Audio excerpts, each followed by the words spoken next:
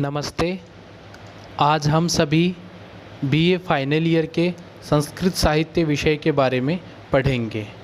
जैसा कि मैंने आपको सिलेबस की चर्चा करते समय मैंने आपको बताया था कि आपके बीए फाइनल ईयर में 2 प्रश्न पत्र हैं और आज जो हम विषय पढ़ेंगे वह विषय आपके बीए फाइनल ईयर के सेकंड पेपर से संबंध रखता है। इसमें सेकंड पेपर में एक व्याकरण टॉपिक है। उस व्याकरण के अंदर तिङन्त नाम का एक प्रकरण है जो आपके पाठ्यक्रम में है, उसके बारे में हम विस्तृततया चर्चा करेंगे। तो सबसे पहले मैं आपको बता दूं कि तिङन्त होता क्या है और तिङन्त प्रकरण पढ़ने से आप संस्कृत के अनुवाद बनाते समय आप किस प्रकार से तिङन्त प्रकरण का प्रयोग कर सकते हैं, उसके बारे में विस्तृत चर्चा हम इस कक्षा में करेंगे। तो सबसे पहले मैं आपको बता दूं कि जैसे अनुवाद बनता है तो अनुवाद बनाते समय आपको एक बात का ध्यान रखना होगा। जैसे आप देख पा रहे हैं कि ये एक स्लाइड है जिसमें एक हिंदी का वाक्य है, राम गांव जाता है। ये वाक्य है, राम गांव जाता है।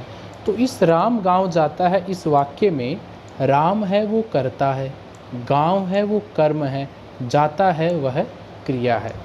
ये बात एक सामान्य बात है। सभी भाषाओं में कर्ता, कर्म और क्रिया सामान्य रूप से आते हैं।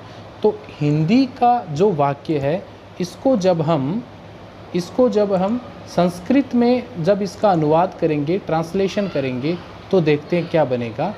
तो देखिएगा आपके सामने ये बनेगा, रामः ग्रामं गच्छति। अर्थात जो राम गांव जाता है इस वाक्य में राम कर्ता है, उसका बनाया हमने राम है। क्या बनाया? राम है।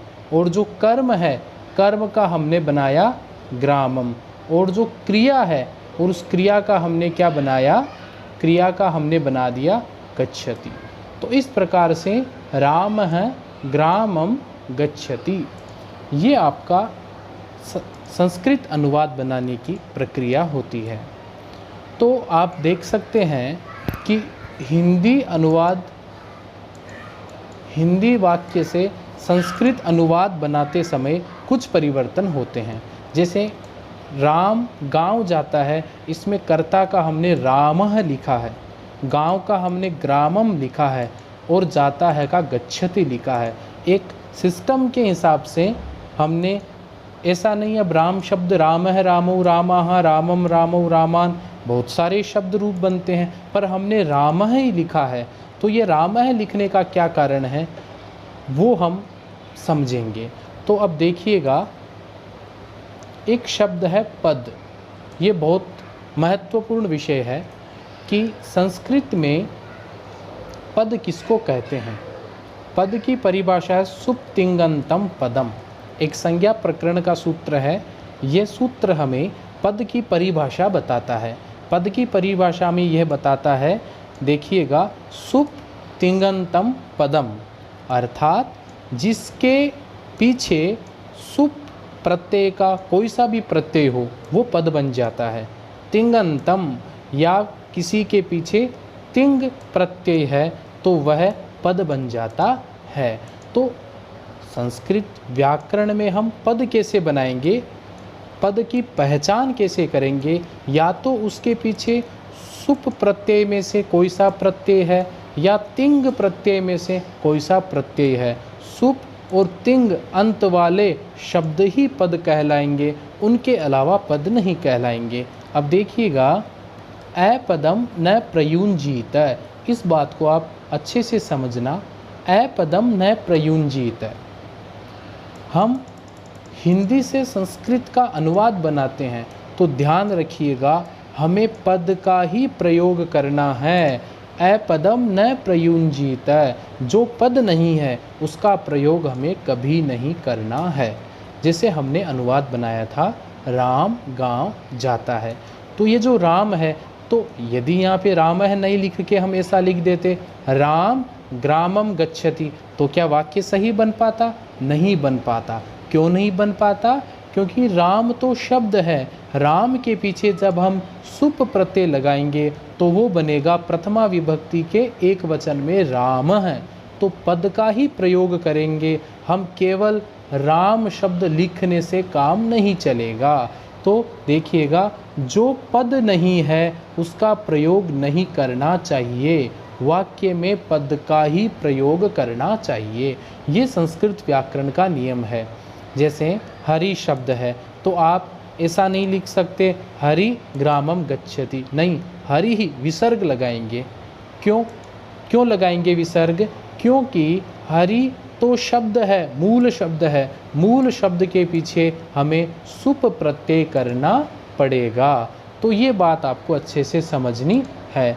अब देखो, मैंने आपको सूत्र के बारे में समझाया है। सुप प्रत्यय जिसके अंत में हो, ये आप देख सकते हैं, सुप प्रत्यय जिसके अंत में हो उसे पद कहते हैं। मैंने आपको पद की परिभाषा में एक सूत्र बताया था, सुप तिङन्तं पदम। तो पहली परिभाषा पद की क्या हो गई? जिसके पीछे सुप प्रत्यय हो उसको क्या कहते हैं? पद कहते हैं। अब आप कहेंगे सुप क्या है? तो सुप प्रत्यय है सु औ जस अम औट शस टा भ्याम भिस गे भ्याम भ्यस गसी भ्याम भ्यस गस ओस आम गी ओस सुप, ये सभी प्रत्यय है। इन प्रत्ययों के द्वारा कौन से रूप बनते हैं? जैसे राम है रामौ रामाहा, रामम रामौ रामान, रामेण रामाभ्याम रामई। ये जितने शब्द रूप बनते हैं वो सभी के सभी शब्द रूप इस सुप प्रत्ययों से बनाए जाते हैं। जैसे मूल शब्द है राम, राम का राम है कैसे बना? राम का राम है बना सु प्रत्यय लगने से राम है बना। रामौ कैसे बना? औ प्रत्यय लगने से बना। रामः कैसे बना? जस प्रत्यय लगने से बना। तो जितने शब्द रूप है उन सभी शब्द रूपों में सुप प्रत्यय होता है। तो जिसके अंत में सुप प्रत्यय हो उसको कहते हैं पद, और जिसके पीछे सुप नहीं है तो उसको हम पद नहीं कहेंगे। तो ये आपकी पहली परिभाषा आपने समझी। उसके बाद में देखिएगा क्या है, तिंग प्रत्यय जिसके अंत में है, तिंग प्रत्यय जिसके अंत में है उसे पद कहते हैं। ये बात भी आपको समझनी है। ये क्या कहते हैं कि जिस प्रकार से किसी के शब्द के पीछे सुप प्रत्यय होता है उसी प्रकार किसी के पीछे तिंग प्रत्यय होता है तो उसको पद कहते हैं। अब तिंग क्या है? तो तिंग भी सुप की तरह प्रत्यय होते हैं। तिंग में कौन कौन से प्रत्यय होते हैं? तिप तस झी, सिप थस थ, मिप वस मस, तय आताम झ, थास आथाम ध्वम, इट वही महिंग। ये आपके 18 प्रत्यय है, और इन 18 प्रत्ययों से हम क्या बनाते हैं? पद बनाते हैं। कौन से पद बनाते हैं? आपने पूर्व कक्षाओं में पढ़ा है, भवती भवतः भवन्ति, भवसी भवतः भवत, भवामी भवावह भवामह। तो इसी प्रकार बहुत सारी क्रियाएं बनती है। तो जितनी भी क्रियाओं के पद है वो सभी तिङन्त प्रत्ययों से बनाए जाते हैं। तो ये बात आपको समझ लेनी चाहिए कि जितने शब्द रूप है वो सभी सुप प्रत्यय से बनाए जाते हैं, और जितने क्रियाओं के रूप है गच्छति गच्छतः गच्छन्ति, पठति पठतः पठन्ति, ये सब के सब आपके तिंग प्रत्ययों से बनाए जाते हैं। तो दो प्रकार से पद की मैंने आपको परिभाषा बताई, सुप प्रत्यय अंत में हो या तिंग प्रत्यय अंत में है। तो अब देखिएगा, राम जो करता है, राम कर्ता का हमने क्या बनाया? राम है बनाया, सीधा राम नहीं लिखा। क्यों नहीं लिखा? क्योंकि हमें पद का ही प्रयोग करना है। अपदम वाक्यम न प्रयुंजीत। राम का पद कब बनेगा? जब इसमें सुप्रत्यय लगा तो राम है बन गया। इसी प्रकार गांव में हमने ग्रामम द्वितीय विभक्ति लगाई, इसमें हमने सिर्फ ग्राम नहीं लिखा। क्यों नहीं लिखा? क्योंकि इसमें सु अवजस अम प्रत्यय कर दिया। ग्राम शब्द के अम प्रत्यय लगते ही ये क्या बन गया? ये पद बन गया। तो हमने ग्रामम पद का प्रयोग कर दिया। इसी प्रकार जाता है गम धातु का प्रयोग है, तो हमने राम है ग्रामम गम ऐसा नहीं लिखा, हमने गच्छति लिखा। क्यों लिखा? गम धातु के पीछे जब तिंग प्रत्यय हो जाता है तो वहाँ पर गच्छति क्रिया बनती है, जिसके कारण हमें पद का ही प्रयोग करना चाहिए। इस प्रकार से आपको ये समझ में आ गया कि तिंग प्रत्यय सुप प्रत्यय लगने के कारण, तिंग प्रत्यय सुप प्रत्यय लगने के कारण पद बनता है। अब हम तिंग प्रत्ययों की चर्चा करेंगे। अब हम तिंगंत प्रकरण में देखेंगे। तो तिंगंत प्रकरण में सबसे पहली जो बात हमें हमारी समझने लायक है वो है लकार दश होते हैं। ये बात आप समझ लीजिएगा कि यह तो आपको समझ में आना चाहिए कि तिंगंत प्रकरण का संबंध संस्कृत अनुवाद बनाते समय क्रियापद से हैं। हिंदी में जाता है, सोता है, खाता है, रोता है, ये जितनी क्रियाएं हैं उन सभी क्रियाओं का अनुवाद बनाने के लिए हमें तिंगंत प्रत्यय लगाकर हमें क्रियापदों का प्रयोग करना होगा। जैसे राम भोजन खाता है या सीता गांव जाती है। अब यहाँ पे जो जाती है जो क्रिया है उसको संस्कृत में कहते हैं गम धातु। अब गम धातु के हमें तिप तस जी आदि प्रत्यय लगा करके हमें क्रियाएं बनानी है। तो गम धातु के तिप प्रत्यय लगा दिया तो बनेगा गच्छति। क्या बनेगा? गच्छति। इसी प्रकार रामः गच्छति, रामौ गच्छतः, रामाः गच्छन्ति। इस प्रकार से यह प्रकरण पढ़ने के बाद में आप हिंदी अनुवाद से संस्कृत अनुवाद में क्रियाएं आप अपने आप लगा पाओगे। तो क्रियाओं के अंदर सबसे पहले क्या होते हैं? लकार। लकार कितने होते हैं? 10। यह परीक्षा में अधिकांशतया प्रश्न पूछा जाता है, कति लकाराः, तो लकार 10 होते हैं। उसके बाद में देखो क्या कहा गया है, 5वां लकार लेट वेद मात्र में ही प्रयोग किया जाता है। अब इन 10 लकारों में से आप देखिएगा कि 10 लकार कौन कौन से हैं, ये आपको इसमें दिखाई देगा। तो देखिएगा सबसे पहला इसमें जो लकार है वो लट लकार, लिट लकार, लुट लकार, लृट लकार, लेट लकार, लोट लकार, लंग लकार, लिंग लकार, लुंग लकार, लृंग लकार। तो ये सभी 10 लकार हैं। इन 10 लकारों में 5वां लकार कौन सा है? देखिएगा ये 1, 2, 3, 4 और 5। ये जो लेट लकार है, लेट लकार का प्रयोग अभी आधुनिक संस्कृत में इसका प्रयोग आपको कहीं नहीं मिलेगा। लेट लकार का प्रयोग सिर्फ वैदिक ग्रंथों में इसका प्रयोग किया गया है, वेदों में ही लेट लकार का प्रयोग किया गया है। तो यह प्रश्न बनता है 10 लकारों में से ऐसा कौन सा लकार है जिसका प्रयोग सिर्फ वेद में ही किया जाता है? तो आपको लेट लकार याद रखना होगा। तो इस प्रकार से आपको ये 10 लकार आपको अच्छे से देखने होंगे। अब सबसे आपके महत्वपूर्ण बात है, ये तिंगंत प्रकरण के सूत्र जो आपकी पुस्तक में आपको मिलेंगे, मैंने इसको चार्ट के माध्यम से समझाने का प्रयास किया है, आप अच्छे से समझ सकते हैं। तिंगंत प्रकरण का सबसे पहला सूत्र है लह कर्मणि च भावे चा कर्म केभ्ये। इसका पहला सूत्र ये है, देखिएगा इस सूत्र को आप समझने का प्रयास करना। इसकी संस्कृत में वृत्ति आपकी किताबों में दी गई है, मैंने संस्कृत की वृत्ति नहीं लिख करके हिंदी में समझाने का प्रयास किया है। देखिएगा इस सूत्र का अर्थ क्या होता है। लह कर्मणि च भावे चा कर्म केभ्ये। ध्यान से देखिएगा कि क्रियाएं 2 प्रकार की होती है, एक होती है सकर्मक क्रिया, एक होती है अकर्मक क्रिया। 2 कर्म के आधार पर क्रिया को 2 प्रकार से बांटा जा सकता है। एक ऐसी क्रिया जिसमें कर्म होता है उसको हम कहते हैं सकर्मक क्रिया। एक होती है अकर्मक क्रिया जिसमें कर्म नहीं होता है। जैसे मैं 2 क्रियाएं बोलता हूँ, एक है खादति खाता है, एक है रोदिति रोता है। इन दोनों क्रियाओं में आप यह ढूंढने का प्रयास कीजिए किस क्रिया में कर्म है, किस क्रिया में कर्म नहीं है। जैसे खादति खाता है तो खाने का कोई न कोई कर्म होगा तभी तो खादती क्रिया का होना सिद्ध होगा। खादती भोजन खाता है, केला खाता है, कुछ भी खा सकता है। रोदिति रोता है। अब रोदिति क्रिया का आप कर्म ढूंढने का प्रयास करो, आपको नहीं मिलेगा।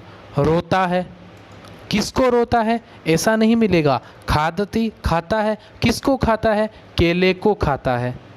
तो इस प्रकार से दो प्रकार की क्रियाएं होती है, सकर्मक क्रिया, अकर्मक क्रिया। जिस क्रिया में कर्म हो उसको सकर्मक क्रिया, जिस क्रिया में कर्म नहीं होता है उसको कहते हैं अकर्मक क्रिया। अब देखिएगा, तीन प्रकार के वाच्य होते हैं। वाच्य का अभिप्राय, वाक्य के कहने के तरीके। एक होता है कर्तृवाच्य, एक होता है कर्मवाच्य, एक होता है भाववाच्य। इसको आप अच्छे से समझने का प्रयास कीजिए। एक होता है कर्तृवाच्य, एक होता है कर्मवाच्य, एक होता है भाववाच्य। देखिएगा, आपके इस उदाहरण में मैंने आपको समझाने का प्रयास किया है। मैं आपको पहले ऐसे ही समझा रहा हूँ, लिखा हुआ भी है, हम दोनों तरीके से इसको समझने का प्रयास करेंगे।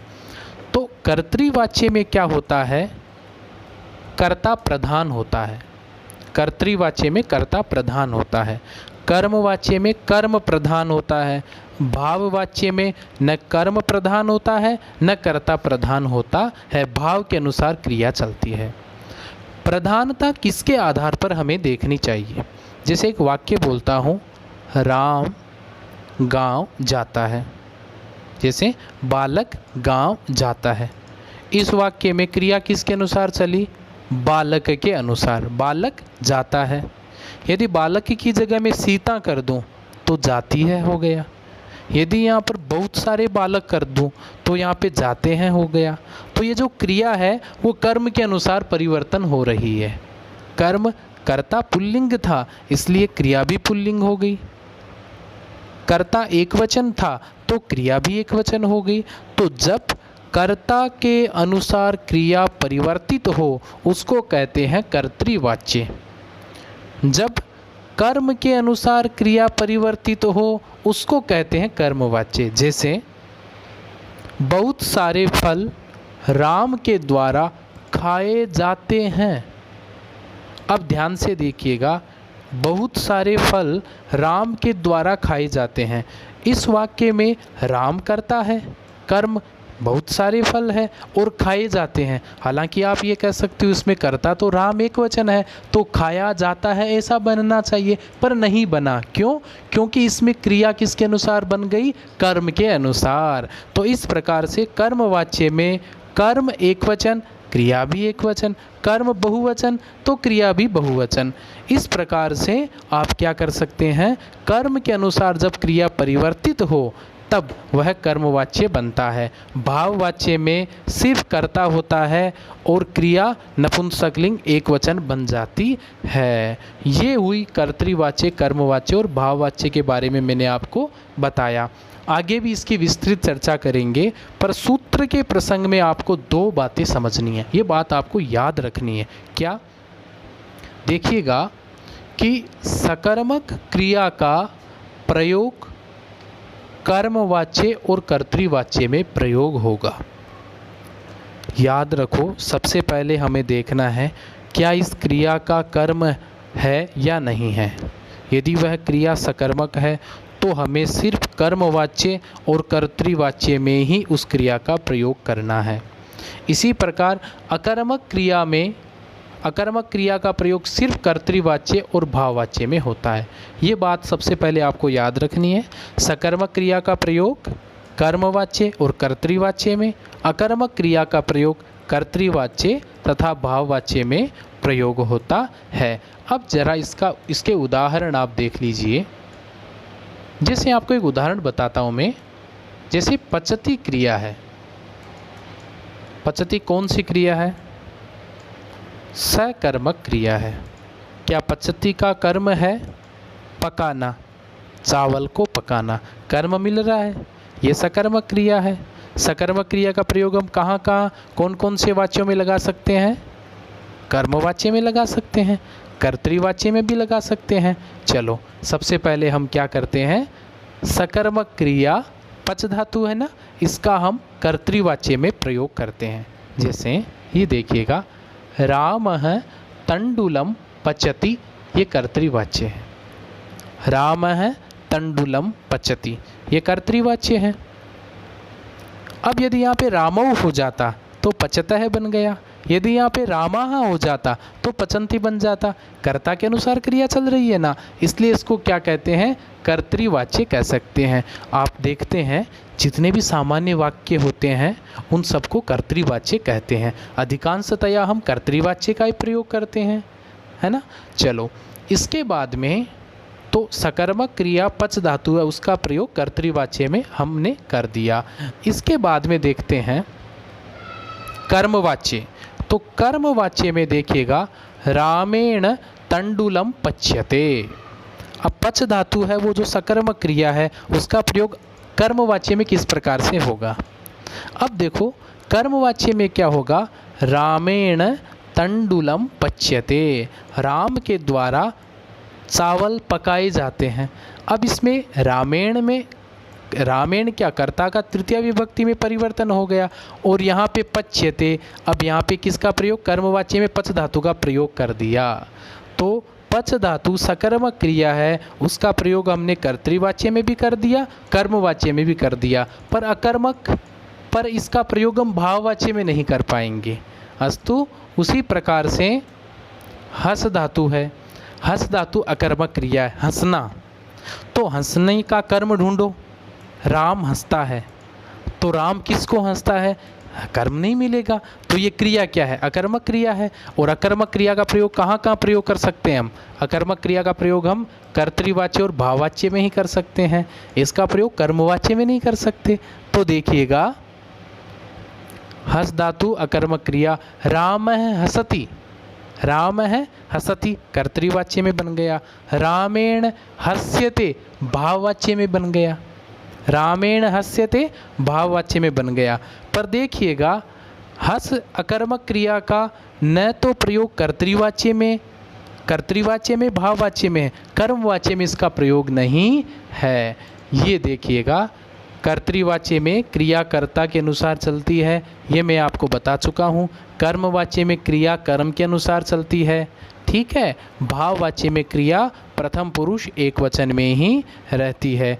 इस प्रकार से मैंने आपको वाच्य बताने के प्रयास किए। और लह कर्मणि च भावे चाकर्म के भ्य सूत्र का अर्थ क्या हो गया कि जितने भी सकर्मक क्रियाएं हैं उनका प्रयोग कर्मवाच्य तथा भाववाच्य, कर्मवाच्य तथा कर्तृवाच्य में, और अकर्मक क्रिया का प्रयोग कर्तृवाच्य तथा भाववाच्य में प्रयोग होगा। अब आगे देखते हैं। अब ये देखिएगा, ये देखो कर्तृवाच्य का चार्ट है। तो कर्तृवाच्य में क्या होता है, जैसे राम है पुस्तकम पठति, ये वाक्य बनाया, जैसे राम है पुस्तकम पठति, और सीता ओदनम पचति, बालकाः क्रीडन्ति, बालकौ गृहं गच्छत।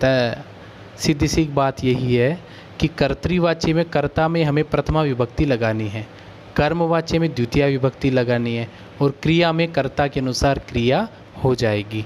जैसे राम है पुस्तकम पठति वाक्य है, इसमें कर्ता कौन है, राम है, तो हमने प्रथमा विभक्ति लगा दी राम है। कर्म क्या है, कर्म इसमें पुस्तक है, तो पुस्तकम द्वितीय विभक्ति लगा दी, क्रिया इसमें पठति है। इस प्रकार से कर्तृवाच्य में आप देखिएगा, जितने भी ये उदाहरण है इन सभी में क्या होता है, कर्ता के अनुसार क्रिया चलती है। राम है पठति, रामौ पठतः, रामाः पठन्ति, ये सब आपका क्या है, ये कर्तृवाच्य है। इस प्रकार से कर्मवाच्य में क्या होता है, कर्मवाच्य में पूरा परिवर्तन है। कर्मवाच्य में आपको क्या करना है, कर्तृवाच्य में आप क्या करते थे, कर्ता में प्रथमा विभक्ति करते थे, परंतु कर्मवाच्य में कर्ता में आपको तृतीय विभक्ति करना है। ये बात आपको समझने की है। जैसे वहाँ बनता था राम है पुस्तकम पठति, वहाँ पे राम कर्ता का राम है बन रहा था, यहाँ पे राम है नहीं बनेगा, यहाँ पे रामेण बना है। क्या बना है यहाँ पे, रामेण, इसलिए क्या है, कर्ता में तृतीय विभक्ति होगी। कर्म में प्रथमा विभक्ति होती है, कर्मवाच्य में कौन सी विभक्ति होती है? प्रथमा। वहाँ पे राम है ग्रामम, द्वितीय विभक्ति कर रहे थे कर्म में, यहाँ पे हम कर रहे हैं प्रथमा विभक्ति। पुस्तकम पुस्तके पुस्तकानि, पुस्तकम पुस्तके पुस्तकानि, प्रथमा द्वितीय में पुस्तकम पुस्तके पुस्तकानि बनता है ना। तो इसमें पुस्तकम में किसका प्रयोग किया गया है? प्रथमा विभक्ति का प्रयोग किया गया है। तो कर्तृवाच्य में कर्म में द्वितीय करनी है और कर्मवाच्य में कर्म में प्रथमा विभक्ति करना है, ठीक है। क्रिया इसमें किसके अनुसार होती है? कर्म के अनुसार होती है। वहाँ पे राम एक वचन, क्रिया भी एक वचन। यहाँ पे राम के अनुसार क्रिया नहीं चलेगी, यहाँ पे कर्म के अनुसार चलेगी।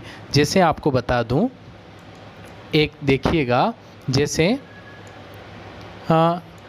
रामेण पुस्तकम पठ्यते, रामेण पुस्तकम पठ्यते, पुस्तक यहाँ पे एक वचन है इसलिए पठ्यते बन गया। सीतया पुस्तकानि पठ्यन्ते, अब पठ्यते पठ्यन्ते पठ्यन्ते ये तीनों में चलता है। अब किसके अनुसार? सीतया तो तृतीया विभक्ति का एक वचन है तो क्रिया भी एक वचन होनी चाहिए थी, पर नहीं हुई। क्यों? क्योंकि पुस्तकानि के अनुसार यहाँ पे पठ्यन्ते बना है। तो कर्मवाच्य में आपको एक ही बात ध्यान रखनी है, कर्ता में तृतीया विभक्ति, कर्म में प्रथमा विभक्ति, कर्म यदि एक वचन है तो क्रिया भी एक वचन, कर्म यदि द्विवचन है तो क्रिया भी द्विवचन, कर्म यदि बहुवचन है तो क्रिया भी बहुवचन होगी। इस प्रकार से आप ये कर्मवाच्य का इसमें उदाहरण देख सकते हैं। और भाववाच्य में हमें क्या करना है? भाववाच्य का सीधा सा नियम है, कर्ता में तृतीया विभक्ति करनी है। भाववाच्य में हमें क्या करना है? कर्ता में तृतीया विभक्ति करनी है। और क्रिया क्या होगी इसकी? क्रिया देखिएगा इसमें, क्रिया इसमें होगी प्रथम पुरुष एक वचन। ये बात हमें ध्यान रखना है। क्रिया इसमें कौन सी होगी? प्रथम पुरुष एक वचन ही होगी। वस्तुतः क्या होता है भाववाच्य में? भाववाच्य में क्या होता है? भाववाच्य में सिर्फ कर्ता क्रिया होती है, भाववाच्य में कर्म का प्रयोग नहीं होता है। तो हमें क्या करना है? जैसे रामेण हस्यते, कर्म नहीं है इसमें, तो कर्ता में तृतीया विभक्ति का एक वचन रामेण बन गया और हस धातु का एक वचन होगा तो हस्यते बन गया। तो हमें भाववाच्य में किसके अनुसार क्रिया चलानी है? हमें प्रथम पुरुष एक वचन आत्मनेपद ही हमें करना है। इस प्रकार से हमने वाच्य देखे, कर्तृवाच्य, कर्मवाच्य, भाववाच्य। एक उदाहरण देता हूँ, रामः ग्रामं गच्छति, कर्तृवाच्य। रामौ ग्रामं गच्छतः, कर्तृवाच्य। रामाः ग्रामं गच्छन्ति, कर्तृवाच्य। तीनों उदाहरण मैंने कर्तृवाच्य के दिए। इन तीनों उदाहरणों में कर्ता के अनुसार क्रिया परिवर्तित होती है। अस्तु, अब मैं आपको कर्मवाच्य के उदाहरण दे रहा हूँ। रामेण ग्रामः गम्यते, कर्मवाच्य। रामेण ग्रामौ गम्येते, कर्मवाच्य का उदाहरण। रामेण ग्रामाः गम्यन्ते, कर्मवाच्य का उदाहरण। इन तीनों उदाहरणों में क्रिया कर्म के अनुसार चलती है। कर्म एक वचन, क्रिया भी एक वचन, कर्म द्विवचन, क्रिया भी द्विवचन, कर्म बहुवचन, क्रिया भी बहुवचन। अस्तु, अब बात आती है भाववाच्य की।